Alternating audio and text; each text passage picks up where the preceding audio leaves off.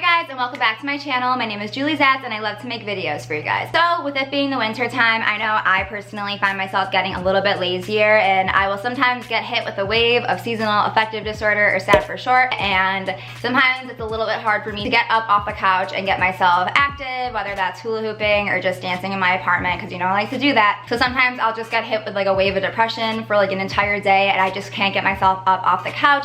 So I thought I would share with you guys my top tips and tricks to get myself out of a hoop rut. Even if you're not dealing with seasonal affective disorder, but you're just kind of lazy and you can't find the motivation to get up and hula hoop, hopefully these tricks will help you guys want to get up and get grooving. And right now, I myself am in a hoop rut, so I'm going to be getting myself out of this hoop rut with you guys as I share these tips and tricks. So if you want to learn how to get out of your hoop rut, keep watching this video. So a big thing for me when I am hooping is I need to make sure that I have a playlist of songs that I want to hula hoop to. I personally like to hula hoop to music, but sometimes I just have hula hoop to every single song possible on my Spotify, and I just need to revamp my music. So what I will do is I will go into Spotify, and if you've been using Spotify for a while, you could actually set this up where you can add a playlist, and it's called Discover Weekly. And basically what Spotify will do is it will pull up songs that are similar to ones that you have liked on Spotify, and it will compile a brand new playlist of all new songs that you haven't listened to before. And this is honestly how I find like 90% of my hula hoop music. It's just from using the Discover Weekly playlist on Spotify. It is truly amazing. But if that's not working for you, you can also just use the browse feature on Spotify, and I will honestly just go through random people's playlists. I'll go to the radio feature on a certain artist profile that I like, and I'll click play radio. And just like the Discover Weekly playlist, the radio feature will also compile a brand new playlist for you based on songs that you've liked previously from other artists. It's a super cool feature. I really love this to find new music.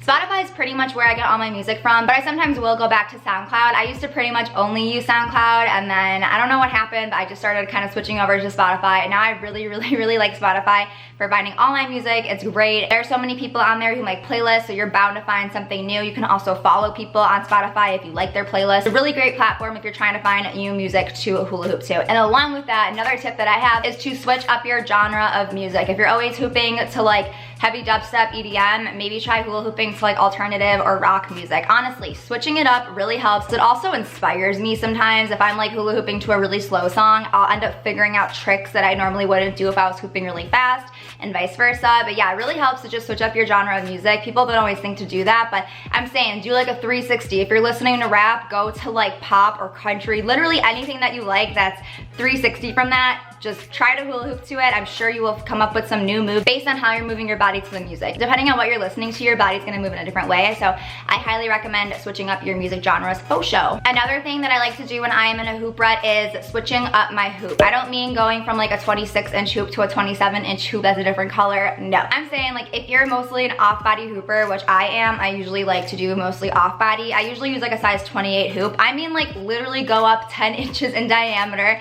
and go up to like a 38 and practice some on body. Straight up, like either go 10 sizes up, go 10 sizes down, be super extreme with it. Pick out some doubles, play with mini doubles, literally anything. Just pick up a completely different hoop and a completely different size, because as you guys know, hoop sizes can give you different types of flow. You can have on body, you can have off body, you can have tech, you can have flow, you can have all these different types of hooping and flow movements. Switching up the hoop that you use can really help. If you're a 3/4 tubing person, maybe try 1/2 tubing or 11/16 tubing or 5/8 tubing, because different tubing widths also will give you a completely different flow. I've always been a 3/4 person for pretty much like the 6 years that I've been hooping, but as of the last few months, my wrists have been getting really bad with my carpal tunnel. I don't know why. Maybe it's because I'm hooping more, I'm playing piano more, I don't know, I'm typing more, I don't know.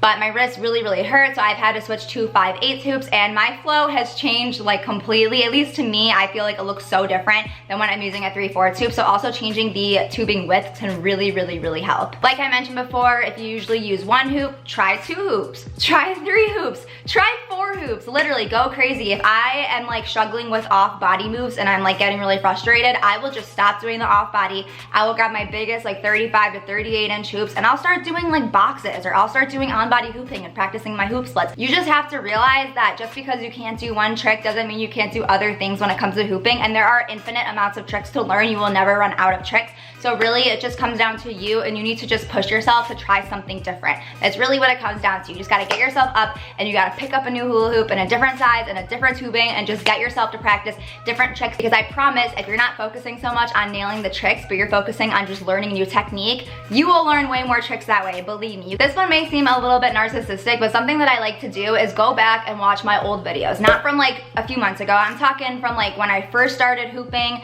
Those are my favorite videos to watch, because as I was a beginner hooper and recording myself and posting on Instagram, I was constantly learning new tricks and recording them. And now that I'm a hooper of 6 years and I'm always recording myself, I do find myself doing a lot of the same tricks on camera because I know I can land them, and you kind of fall into a habit of doing the same tricks and same routine some of the time. So when you're a beginner hooper and you're learning all these tricks, it's kind of hard to fall into a repetitive cycle. And when you're a new hooper and you're learning so many tricks and recording them on Instagram, sometimes you will forget a trick because you're learning so many that you'll oftentimes do a trick one time in a video and then you won't do it ever again. So what I like to do is I like to go back to my old videos on Instagram and see if there are any tricks that I used to know but I've forgotten about, because you already know how to do those tricks. You've done them once, you maybe have done them twice, but you've totally forgotten about them, but you've done it before. So that's another good way to come up with some tricks that you can learn. If you're stuck on what tricks you should learn, you should just go back, watch some old videos of yourself and try to find some moves that you haven't done in a really long time. Also, I would recommend writing those moves down. I used to not write like any moves down when I would learn them. I would just honestly practice them once or twice, record myself, and then forgot about it. But now I try to keep a running list of all the tricks that I want to practice. And instead of like drilling one specific trick, I'll just pick one trick from that list and try to incorporate that into my flow as much as I can. Try to figure out transitions to get in and out of that trick as much as I can.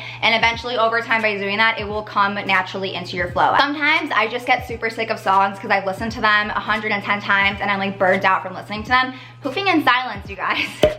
Hooping in silence can really do a lot for you. The video that I posted on Instagram, it's to the song Back Up by Dagelove. I actually didn't have any music on in the background while recording that. I just threw the music on top of the video after the fact. If I fucking make you come, you gotta promise not to stress me. Don't be blowing up my phone and don't be leaving voice messages.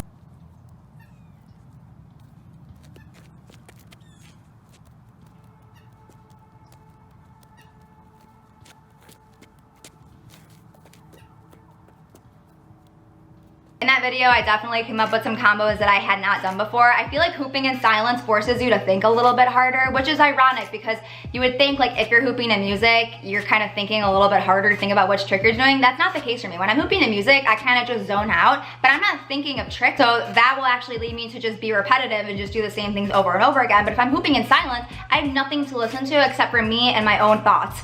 So it really helps me to come up with new combinations when I'm hooping in silence because I'm thinking extra hard about what tricks I'm gonna do next. So I don't know, if you're just getting sick of hooping in music, hoop in silence. You may be surprised at what your brain comes up with. Going along with the hooping in silence, if you're in a hoop rut, I would recommend just going to a different location. If you can go to a park, if you can go to a local rec center, the gym, literally anywhere, even just like the side of a building with a brick wall, that will help you so much. I don't know what it is, but I have a different flow from when I'm in my house versus when I'm at the music festival versus when I'm at the park. I have a completely different flow depending on where I am. So I would highly recommend trying to get out of the house and trying to find a new location to flow. But if you live in the Midwest or you live somewhere where it's cold in the winter, even just switching up your room. I had to do this so much at my parents' house. I used to only hoop in my room like ever. I used to only ever hoop inside my room. And then as you guys can tell from my Instagram, I slowly moved into the piano room in my house because I just honestly got sick of hula hooping in my room. I lost like all inspiration in there. And then once I moved here, I have like a completely different flow also. So yeah, if you can't necessarily get outside because it's cold where you live, I would recommend switching up the room that you were in. But let's say you live in a studio and you can't switch up your room,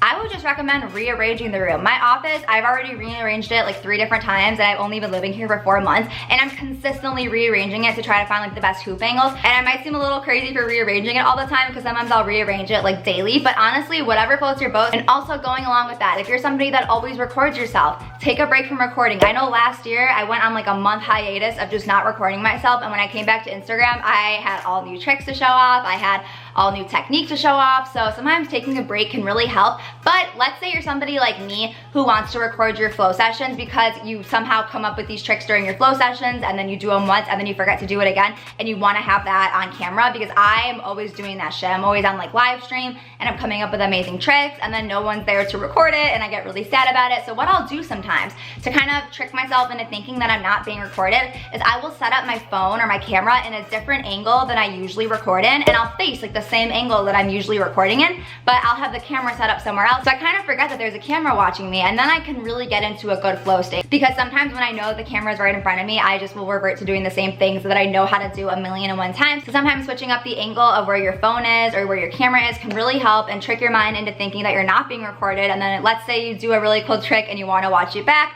You have it on camera because again, you forgot you were being recorded because the camera was set up somewhere else, so that really helps. And then along with that, again, if you're usually hooping like the same direction, usually I'm facing my window in my office, I will sometimes face the wall or face the other wall, and it really does help. It's really weird and it seems really minuscule, but switching up your position in a certain room, facing a certain wall, it can really change your entire flow. I swear, I know it sounds really weird, but try it. I'm telling you guys, it works. This is just another fun one. I personally, sometimes I will just wake up and I'm just like, I wanna get cute today. I wanna put makeup on, I wanna put fake lashes on, I wanna dress cute. And when I'm dressed cute and I got my full face of makeup on, I always wanna hoop. I don't know why, I'm just always 10 times more into hooping when I look really cute. So if you've just been sitting on your couch for the last few days and you've just been doing like, you know, your normal makeup or you don't wear any makeup at all, get cute. Put on a costume even. You don't even have to dress like cute. You can literally do face makeup and do cosplay and dress up and do a cool video and cosplay. Like literally get creative with it. The most minute thing, you wouldn't even think about doing it, but it really, really, really does help to get you out of a hoop rut. And then lastly, if you are just